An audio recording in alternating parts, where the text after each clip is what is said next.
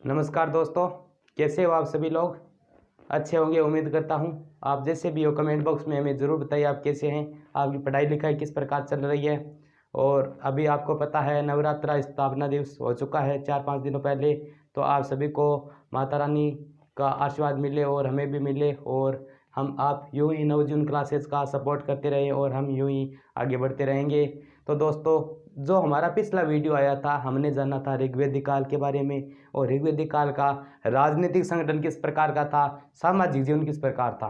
अगर आपने वो दोनों ही वीडियो नहीं देखे हैं तो इस वीडियो की डिस्क्रिप्शन में तो लिंक दी हुई है, आप वहां जाकर डिस्क्रिप्शन में जाकर वो वीडियोस पहले देख सकते हैं। उनके बाद ये मेरे हिसाब से वैदिक काल का पार्ट 4 होगा, तो आप देख सकते हैं। अगर आपको प्लेलिस्ट के अंदर जाना है तो जो आप अभी वीडियोस देख रहे हैं इनके नीचे टाइटल लिखा हुआ है कि भाई वैदिक काल, इंडियन हिस्ट्री, वैदिक एज, वैदिक सिविलाइजेशन। उनके नीचे हमारे चैनल का लोगो एनजे क्लासेज, और उनके पास में एक नाम लिखा हुआ है नवजीवन क्लासेज। अगर आप उन पर क्लिक करोगे तो आपके पास इंटरफेस किस प्रकार का खुलेगा, एक में आएगा होम पेज, एक में वीडियोस, एक में प्लेलिस्ट। तो आप प्लेलिस्ट के ऊपर क्लिक करके आपके पास इंटरफेस खुलेगा अनेक इंग्लिश की, हिस्ट्री की, पॉलिटिकल की। तो आप हिस्ट्री वाले का चूज करके उसमें जितने भी हिस्ट्री के वीडियोस मैंने बनाए हैं उनकी वहाँ वीडियो वहाँ आपको उपलब्ध हो जाएंगे, तो आप वो वीडियोस देख सकते हो। तो चलिए आज का हम शुरू करते हैं वीडियोस।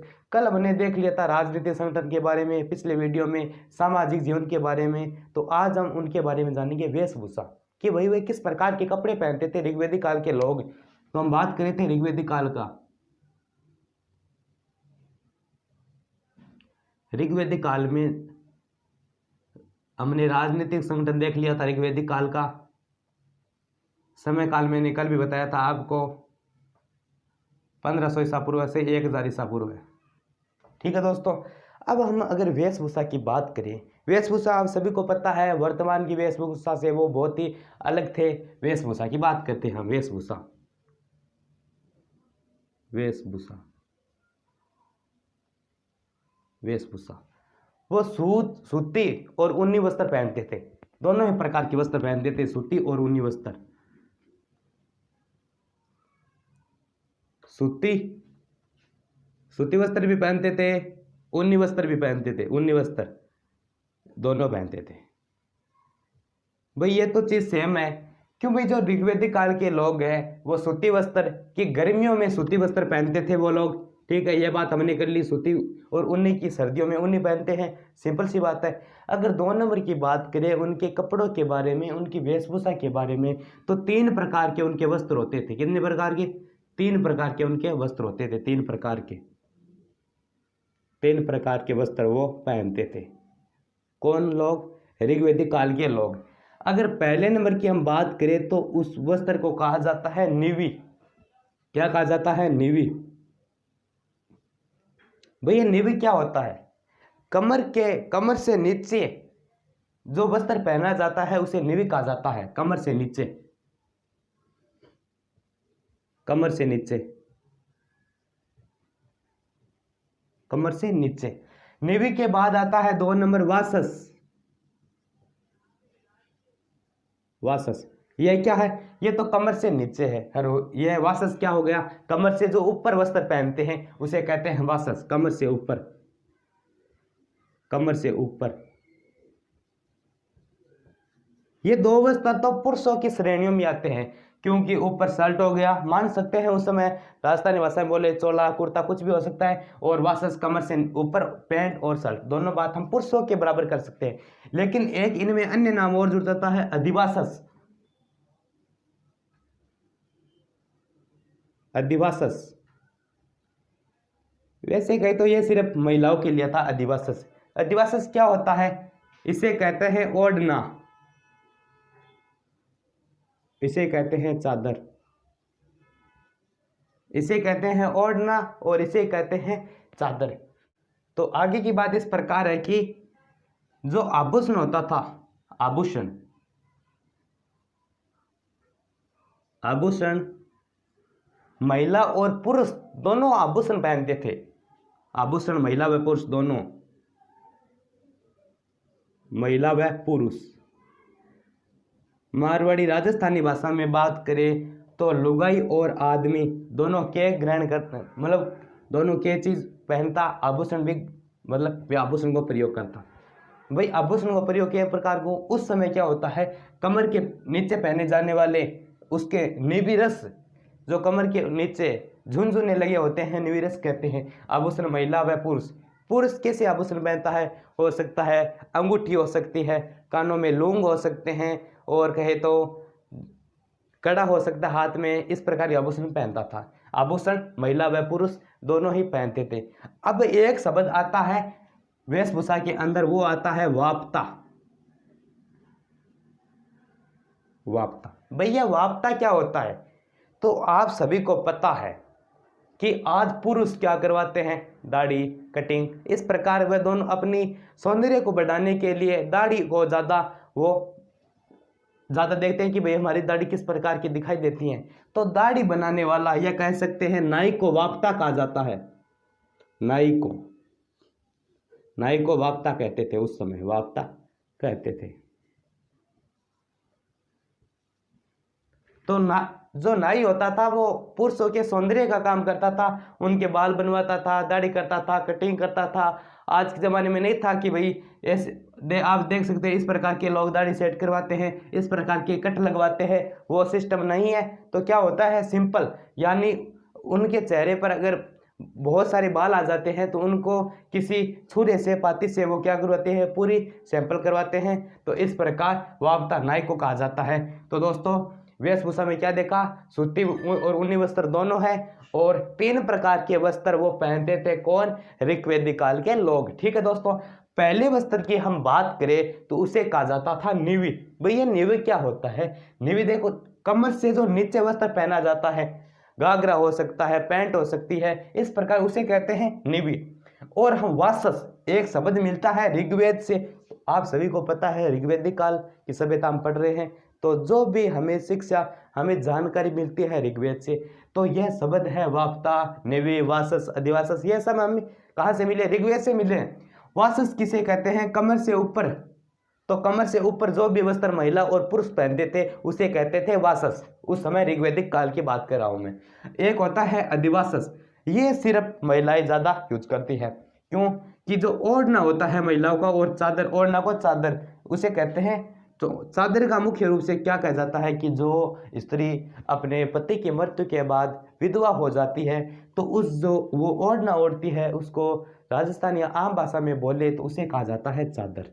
ठीक है दोस्तों, उसे चादर कहा जाता है। ऐसा नहीं कि भाई उस स्त्री ने ओढ़ना पहन रखा है, उसे सिंपल, और क्या कहते हैं राजस्थानी भाषा में बोले तो बिना किनारी का जो भी ओढ़ना होता है उसे सिर्फ चादर ही कहा जाता है। तो दोस्तों यह हमें वेशभूषा की बात कर ली। अब हम आगे देखेंगे, इनका आप स्क्रीनशॉट ले लीजिए।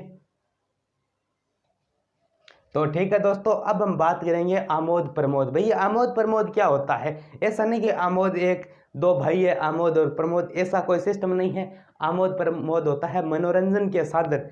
क्या खेलते थे, खेलने में क्या चीजें प्रयुक्त लेती हैं, हम उनके बारे में चर्चा करेंगे आमोद प्रमोद में।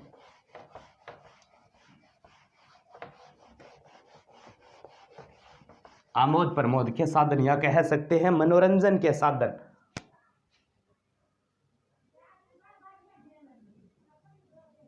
आमोद प्रमोद इसे कहते हैं मनोरंजन। कि भाई आज के जमाने में लोग किस तरह का मनोरंजन करते हैं, मोबाइल चला के पबजी गेम खेल लेते हैं। आमोद प्रमोद मनोरंजन के साधन। तो भाई मनोरंजन में क्या होता था, वो किस तरह अपने का मनोरंजन करते थे। वर्तमान में देखिए तो मैंने आपको बता दिया कि किस प्रकार के, आपको सभी को पता है इनमें कहने वाली क्या बात है। क्रिकेट हो सकता है, हॉकी हो सकता है, कि इस प्रकार के। उस समय क्या होती थी, रथ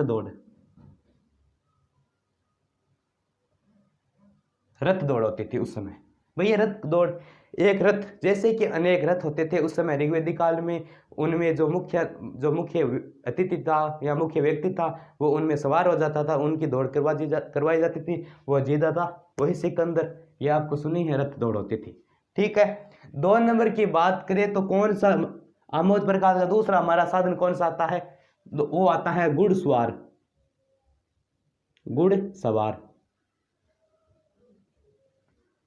घोड़े पर बैठकर, घोड़े पर दौड़ना, घोड़े पर बैठकर दौड़ना,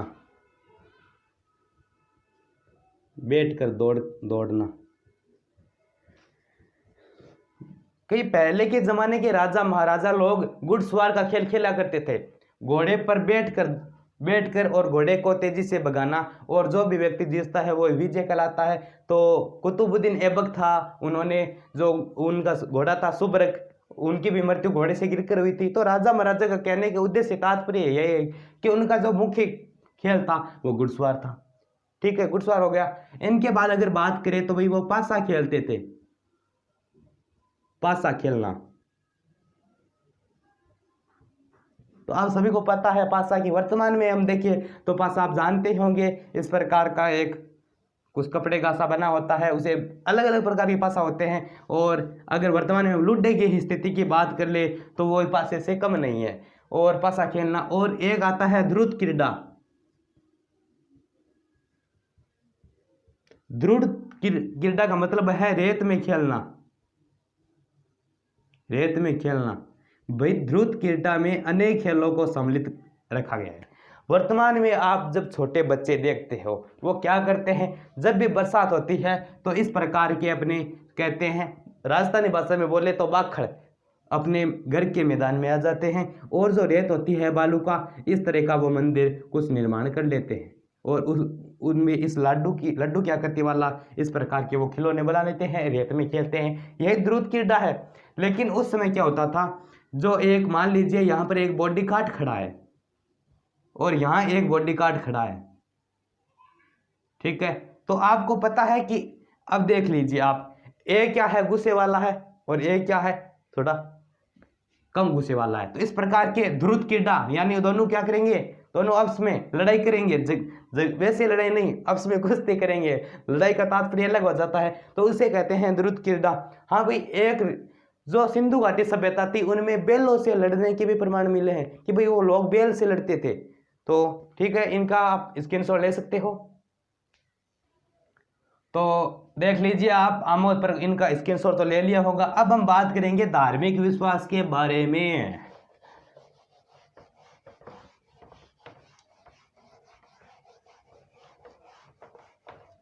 धार्मिक विश्वास, धार्मिक जीवन कह सकते हैं, धार्मिक विश्वास कह सकते हैं। धार्मिक विश्वास या धार्मिक जीवन, जैसे कह सकते हैं ऋग्वैदिक देवता,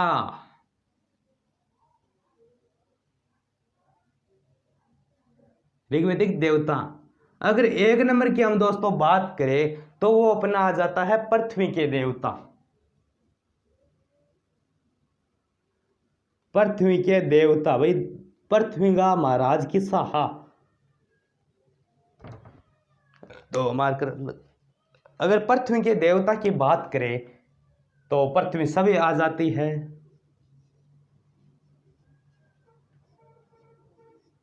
पृथ्वी सभी आ जाती है, और पृथ्वी के देवता पृथ्वी सभी आ जाती है। और एक आ जाता है अग्नि, यह भी किसका देवता है, पृथ्वी के देवता। एक अपना आ जाता है सोम, यह पृथ्वी के देवता। तो पृथ्वी के देवता तीन हैं, पृथ्वी सवे हैं, अग्नि है और सोम है।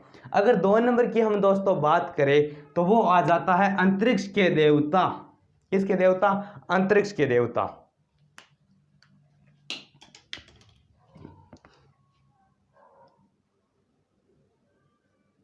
अंतरिक्ष के देवता की बात करेंगे, अंतरिक्ष के देवता। भाई उनके देवताओं का हम देखें तो इस प्रकार से नहीं थी कि वर्तमान स्थिति हम देखें बालाजी, भैरव जी, गोगो जी, जामो जी, इस प्रकार के देवता नहीं थे। उनके जो प्रकृति प्रेमी थे वो पृथ्वी के देवता थे, पृथ्वी थी, अग्नि थी, सोम, जो अपनी वस्तुएं देखते थे, विश्वासी लोग थे ज्यादा।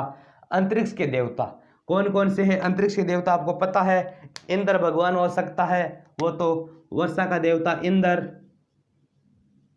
और दो नंबर रुद्र। और तीन नंबर की हम दोस्तों बात करें तो वो आ जाता है बादल, आकाश के देवता।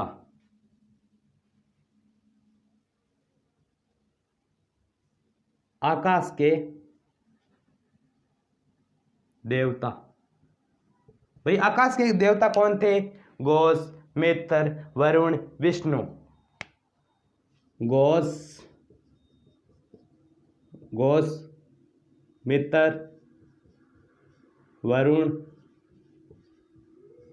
और विष्णु, ये सब किसके देवता थे? आकाश के देवता।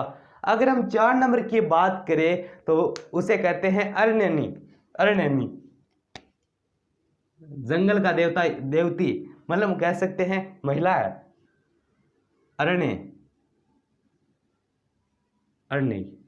अरण्यक आपने सुना होगा, ऋग्वेद में अरण्यक जो जंगल में पुस्तकें लिखी जाती है, अरण्यनी यानी जंगल की देवी, जंगल की देवी। अगर 5 नंबर अपना आ जाता है हेनोथिज्म। भाई आप कहोगे इतने वक्त तो हमें समझ में आ रहा था, मान सकते हैं, भाई ये हेनोथिज्म क्या आ गया? तो इनका बहुत ही जबरदस्त मैक्स मुलर के द्वारा बताया गया है। मैक्स मुलर यह क्या कहते हैं, हेनोथिज्म किसे कहते हैं? इनका कहना यह है कि वर्तमान में अगर हम बात करें तो मान लीजिए आपके गांव में वर्षा नहीं हो रही है, ठीक है, तो आप किस देवता की पूजा करोगे? आप करोगे इंद्र भगवान की, ठीक है दोस्तों, ठीक है। अगर मान लीजिए किसी आपके गांव में कोई संकट आ गया है, ठीक है, तो आप मान लीजिए आपके गांव में बाढ़ आ गई है, तो आप कृष्ण भगवान, गोवर्धन जी, मतलब आप सकते इस प्रकार की पूजा करेंगे। और मान लीजिए आपको मान लीजिए भूत दिख गया, भूत प्रेत डरावनी आत्मा आपके ही इस प्रकार की आवाज करती है, आपके पास पहुंच जाए, धीरे धीरे आवाज करती है, आपके पास पहुंच जाए, तो आप किस देवता का नाम लोगे? वो लोगे आप हनुमान जी का। तो इस प्रकार की क्या हुआ कि जिस देवता की आपको जरूरत है आप उसी का क्या करें? उसी को स्मरणीय करें, उसी को याद करें। तो हेनोथिज्म का यही मतलब होता है।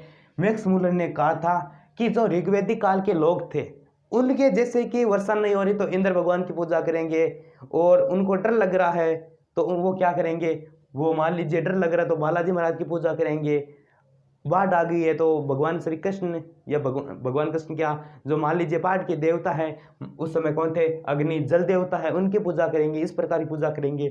तो जिस देवता की जरूरत हो उसकी पूजा।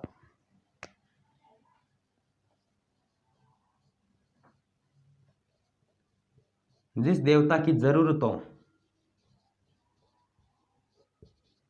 हो उसकी पूजा। तो आप समझ गए भाई हेनोथिज्म क्या होता है कि राजस्थानी भाषा में बोला है तो जगह भगवान की अपन जरूरत है, बीर यहाँ पर पूजा करशा, बीर यहाँ पर अर्चना करशा। तो धार्मिक विश्वास में इतना है, आप स्क्रीनशॉट लीजिए, ठीक है दोस्तों। अब हम बात करेंगे भाई आर्थिक जीवन के बारे में, उनका पशुपालन के बारे में, क्या करते थे वो, क्या खाते थे, क्या पीते थे, कहाँ सोते थे, कहाँ जाते थे। आर्थिक जीवन, पशुपालन, आर्थिक जीवन,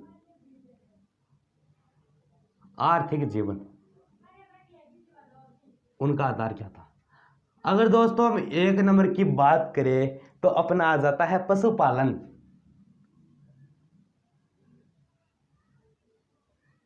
भाई वो लोग गाय चराते थे, भेड़ बकरियां, ऊंट, गधे सभी को पालते थे। प्रमुख आधार था उनके आर्थिक जीवन का, प्रमुख आधार।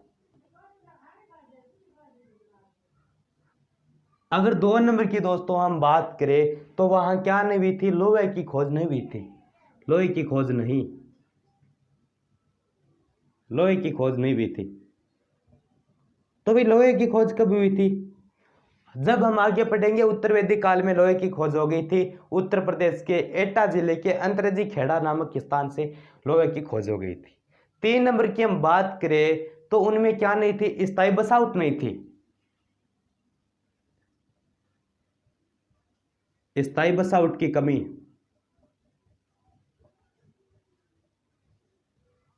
भैया स्थायी बसावट, मान लीजिए यह गांव है, गांव में 10 आदमी रह रहे हैं, वो मान लीजिए यहाँ पर वर्षा हो रही है, तब वो कृषि कार्य यहाँ कर लेते हैं, अपना अनाज वगैरह बोरियों में समेट कर कहाँ ले जाते हैं? अनेक अलग कोई दूसरे स्थान पर चले जाते हैं जहाँ वर्षा होती है।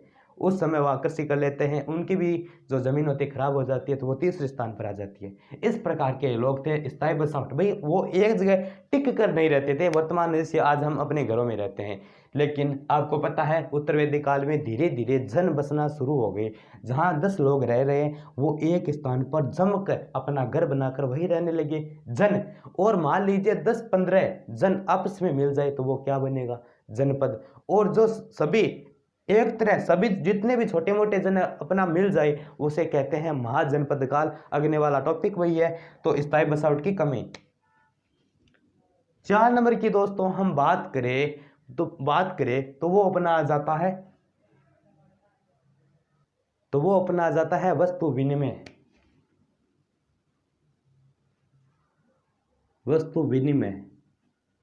भैया वस्तु विनिमय क्या होता है, और वस्तु विनिमय का प्रमुख साधन की बात करें तो वो क्या थे, गाय या निष्क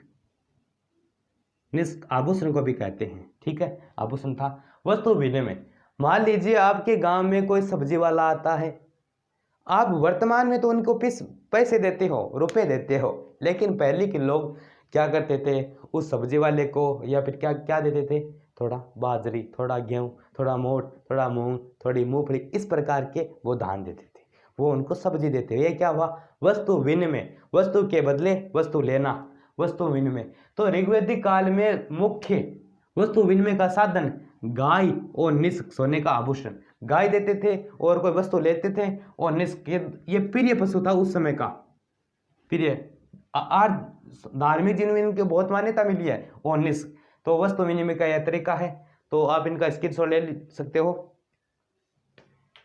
हाँ दोस्तों, इनमें क्या है कि व्यापार व्यवसाय की बात करें, एक अब बात करेंगे हम वेगनाट की। वेगनाट क्या होता है, वेगनाट दिखाई दे रहा है क्या, वेगनाट। व्यापार व्यवसाय की बात करें तो पणिवर्ग के लोग व्यापार व्यवसाय करते थे, पणिवर्ग। लेकिन पणिवर्ग को लोग व्यापार व्यवसाय करने के साथ साथ गायों की चोरी भी करते थे, पणिवर्ग के लोग। वेगनाट इसे कहते हैं सूदखोर।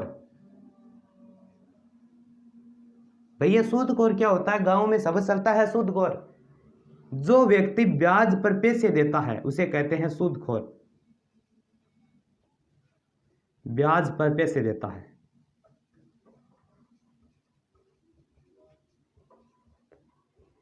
ब्याज पर क्या देता है, पैसा देता है। तो आपको नीचे नहीं दिखा, आप स्क्रीनशॉट ले लीजिए पहले। तो एक आ जाता है तक्सा, एक आ जाता है कर्मा, एक आ जाता है स्वर्णकार। ये भाई 3 शब्द क्या है देखिए, स्वर्णकार।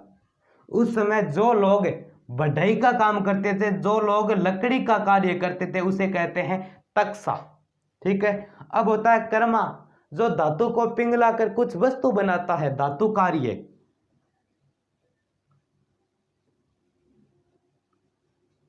कार्य। जो व्यक्ति कर्मा यानी धातु का काम करता है उसे कहते हैं धातु कार्य कर्मा। और स्वर्णकार जो सुनार होता है, तो दोस्तों इनको मैं एक बार अब कर रहा हूं। तो आर्थिक दिनों में 7 पॉइंट हो गए। 8 नंबर पॉइंट की बात करें तो अपनी आ जाती है कृषि, खेतीबाड़ी।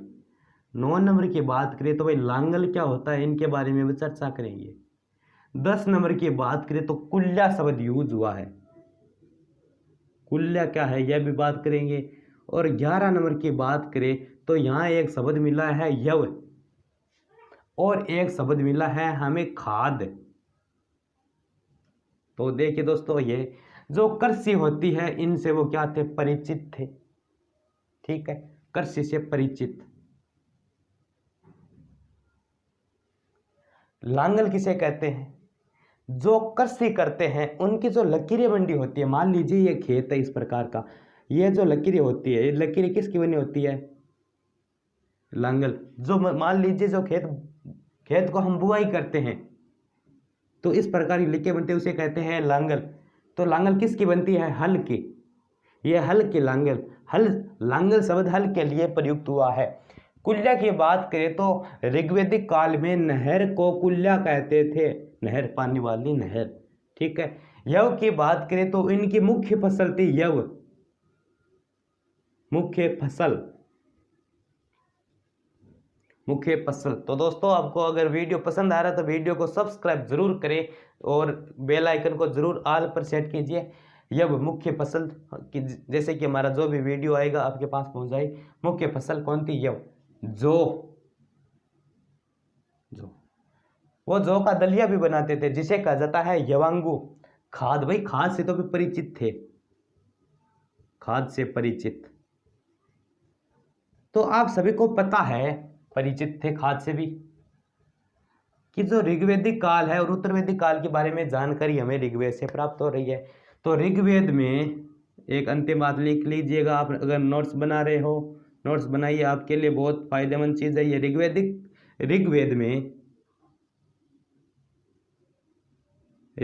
में 10,462 ऋचा है, कह सकते हैं मंत्र है। उनमें से 24 मंत्र है वो कृषि को समर्पित है।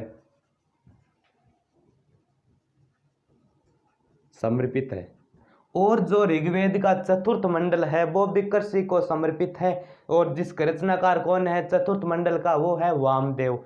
तो दोस्तों यह बात कर ली हमने ऋग्वैदिक काल के सामाजिक, आर्थिक, राजनीतिक जीवन के बारे में। अब अपना एक टॉपिक बचा है उत्तरवैदिक काल का, जो राजनीतिक संगठन किस प्रकार है, आर्थिक किस प्रकार है, हम उनके बारे में चर्चा करेंगे। तो दोस्तों अगर हमारा यह वीडियो आपको पसंद आए तो वीडियो को लाइक कर दीजिएगा, अपने दोस्तों के साथ शेयर कर दीजिएगा और हमारे चैनल को जरूर सब्सक्राइब कर लीजिएगा। तो धन्यवाद।